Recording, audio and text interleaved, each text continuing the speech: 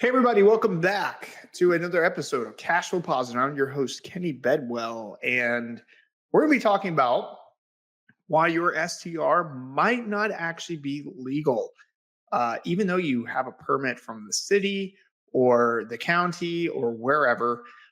There are a few exceptions and some things that have popped up recently that I've learned personally about that people just aren't aware. And this is happening all over the country. And your property might not actually be a legal short-term rental. So let's dive into it today, and let's figure out if your short-term rental, is truly a legal short-term rental. All right. So a few months ago, and this is real. I'm not making any of this up. This is legit happened. Kind of a nightmare scenario. We had a client reach out to us and tell us, "Hey, super excited, close on this property. My neighbor just reached out to me and said that there was a deed restriction." So, what is a deed restriction? We'll start there. So, a deed restriction is basically saying the property, when it was originally deeded, is meant for a certain purpose, meaning the property can only be in use under certain circumstances. And a deed restriction would be like it's restricted to primary use only, single family use only, or whatever that may be. Okay, well, with short term rentals, the problem, and it varies state to state, and so this is why it's going to depend on the state, is short term rentals to some states are considered commercial and other states are considered just residential. And so, if a deed has a restriction that says this property can only be used as a primary residence or residential home, then and let me add on, the state also says like STRs are commercial. Okay, that's important, which most states are saying that these days. Not all states, but most. Then you can't technically STR that. The problem is with the title companies is their job is to uncover any deed restrictions. But that doesn't necessarily mean that they basically just provide you the document and you have to interpret or read the deed of that property, the title of the company, or sorry, the deed of the property, excuse me, and make sure that you're okay with those deed restrictions. Now, the title company comes to you and says there are no deed restrictions, and then you find out later that there are. Then you have grounds to actually, activate your title insurance, and they would cover any legal costs or any issues. But if they do discover deed restrictions, and you have to sign something that says that you technically reviewed them, and let's be honest, did you actually read your deed? I don't. I've never done that for any of my properties until now, because it's super boring and long. So there might be a restriction on there that says it can't be an STR. So what happens if there's a deed restriction?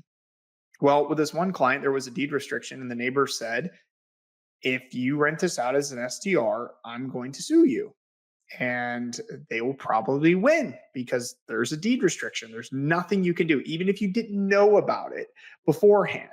And so there's ways to try to fight it, but it's very difficult and can be very expensive. And so the client had to basically, they're going to rent it out. They're going to get sued and go through all the troubles until they literally get shut down, which can take time. I mean, it's not like anything financially besides like you don't have to shut down once you get sued. It's when the judge tells you, "Hey, you can no longer STR it legally." So they're doing that and they put it back on the market to sell it. I mean, it's kind of a really nightmare-ish situation where they can still, they are able to get the bookings and rent it out until they have to officially shut it down. But they didn't know that until after they closed. So, but the title company told them that there were deed restrictions. They just didn't read them. And I know that sounds silly. Well, who doesn't read blah, blah, blah? But think about it. Did you read your deed? Have you checked your deed to see if there's any deed restrictions? I wouldn't be surprised. So this happened in Michigan, but I've seen this happen. There are deed restrictions in Texas, Kentucky, Georgia, North Carolina. I've seen this in states all around the country. So it's not necessarily just isolated areas or isolated events. And I wouldn't be surprised if a lot of you have properties that have deed restrictions on them and you just don't know about it. Now, how do you actually get in trouble for a deed restriction? I kind of alluded to it earlier, but basically your neighbor has to report you and the neighbor has to sue you. So they have to be motivated to do that. And that was one thing I was trying to really help the client understand and try to do is work it out with the neighbor. Work it out with the neighbor. So be on friendly terms with your neighbor. And that's what I really, really want to focus on today's episode on is like, is your STR truly legal? It probably is, and there's nothing to sweat. I just want to make sure you're aware of, in case you didn't know that, you're not blindsided. But the reality is 9 times out of 10, the biggest complainers about short-term rentals are just the neighbors. Okay. It's not really even the cities, because let's be honest, cities don't have the time or the manpower to go around and actually inspect and to, put in all the effort and energy unless someone else is complaining about it, right? Which is usually the neighbors. And so at the end of the day, are you, in the lesson, the things I want you to take away from this is, are you on good terms with your neighbors? It's as simple as that. Do you know who they are? Do they know what you do? Are they, are okay with that?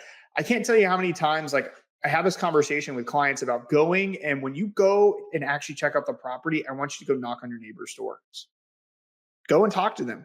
And if they tell you, hey, and please do this before you close on the property, but if they tell you, hey, you tell them, hey, I'm going to do this. Are you okay with that? And if they literally say no, then you shouldn't buy that property. Even if the numbers make sense, even if it's a really, really cool property, if your neighbors don't like you STRing that property and they have any problems with you, it's going to be a living hell and you're going to have problems. I can almost guarantee that.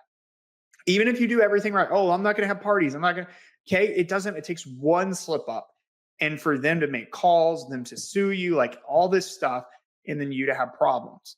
Now, if you're friendly with your neighbors, and let's pretend you actually had a deed restriction you knew about, maybe they didn't know about it, but you knew about it, and you're friendly with your neighbors and there's never any problems, you're never going to get sued and it's not really a real issue.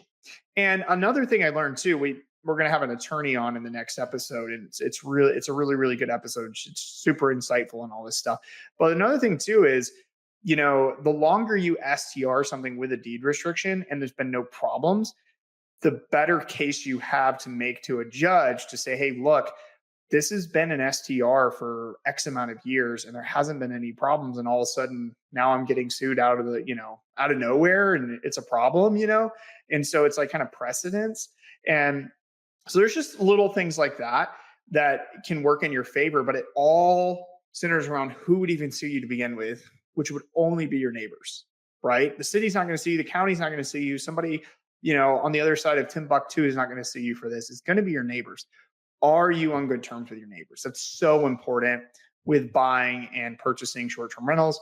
And if you're not, is there anything that you can do to be on good terms with your neighbors or provide them with more confidence in what you're doing as something that's not a disturbance to, their life or, the neighborhood or the community? So obviously we know that it's not, but how can we do that? So let's talk about a few examples.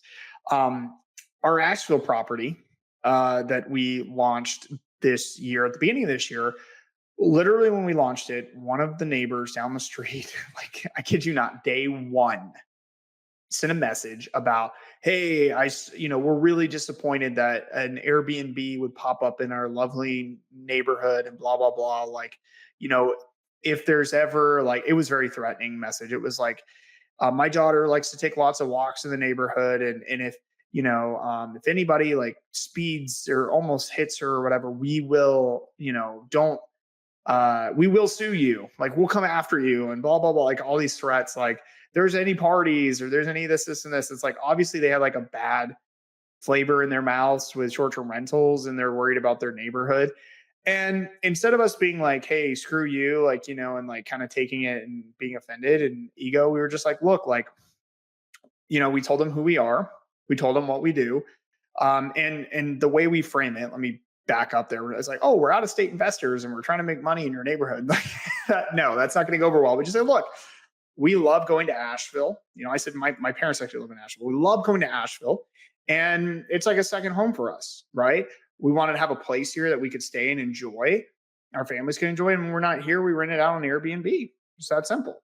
Okay, even though it is a full-time Airbnb, but we do go visit the property. So, and we just say, look, it's just an Airbnb. We promise to take care of the place. We have lots of experience in this. It's going to be a really, really nice place.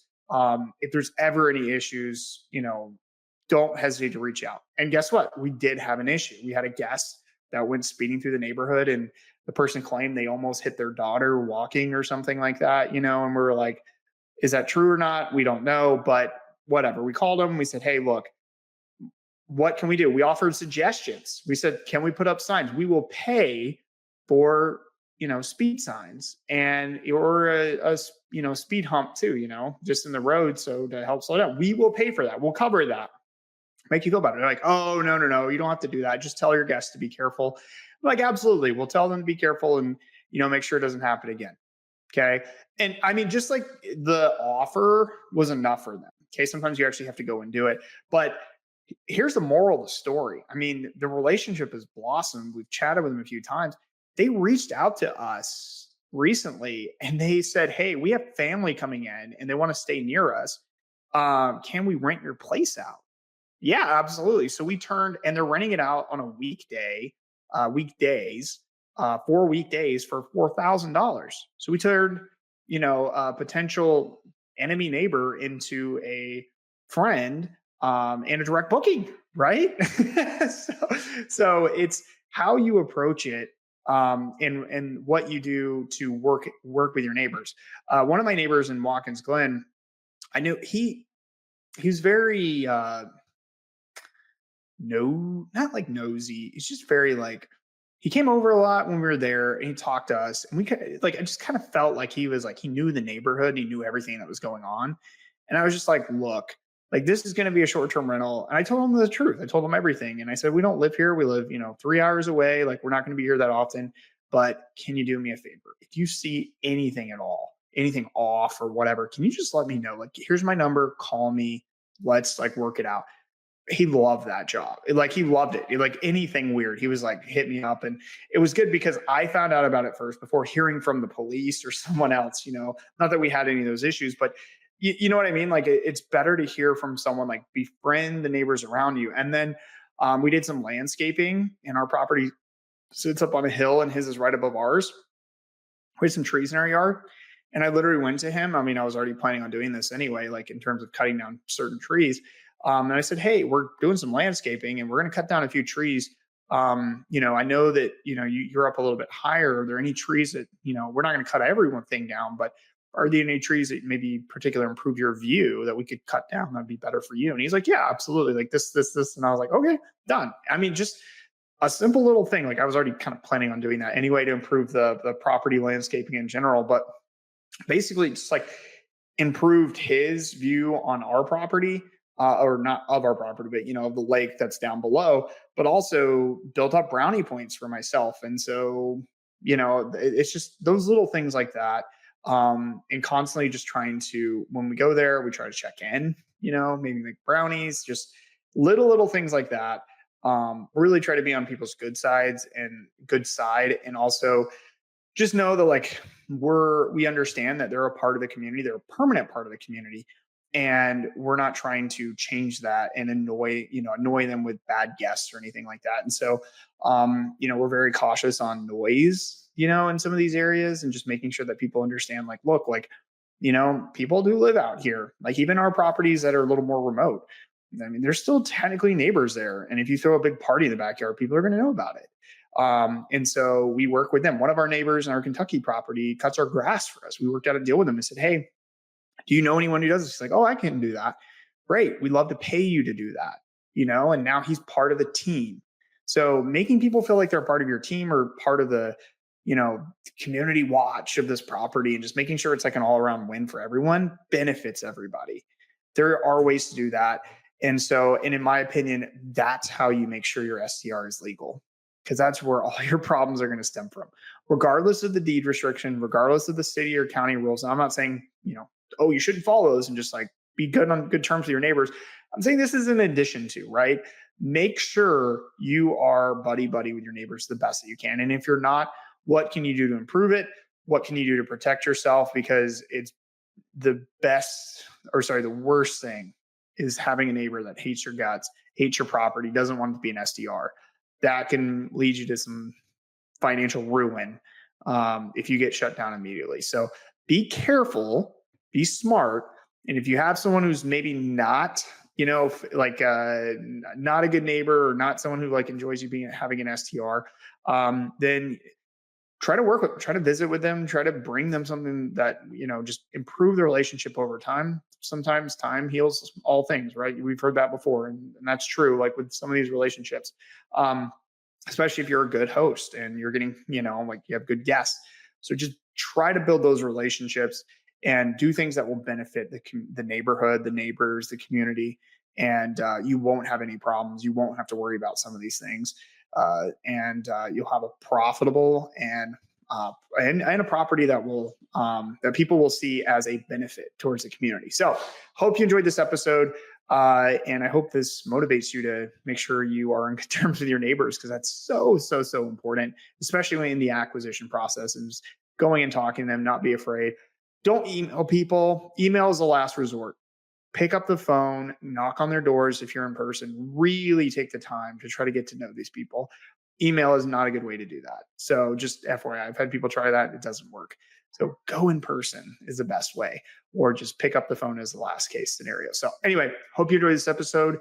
Like I said, on the next one, I'm bringing in an actual attorney. She's going to break down deed restrictions. It's going to be super helpful, especially as you're looking to buy new properties, and how to avoid them, how to get around them, how to like approach it, and what happens if you already have one. So be sure to listen to this episode, and I will see you on the next episode of Cash Flow Positive. And before we go, if you haven't already done so, man, oh man, would I love it if you could leave a 5-star review for me on iTunes or Spotify. I love reading them. It's like a motivator. So if you enjoy this content, please leave me a review to let me know you enjoy it, because I love reading them. So thank you so much again, and I will see you on the next episode of Cash Flow Positive.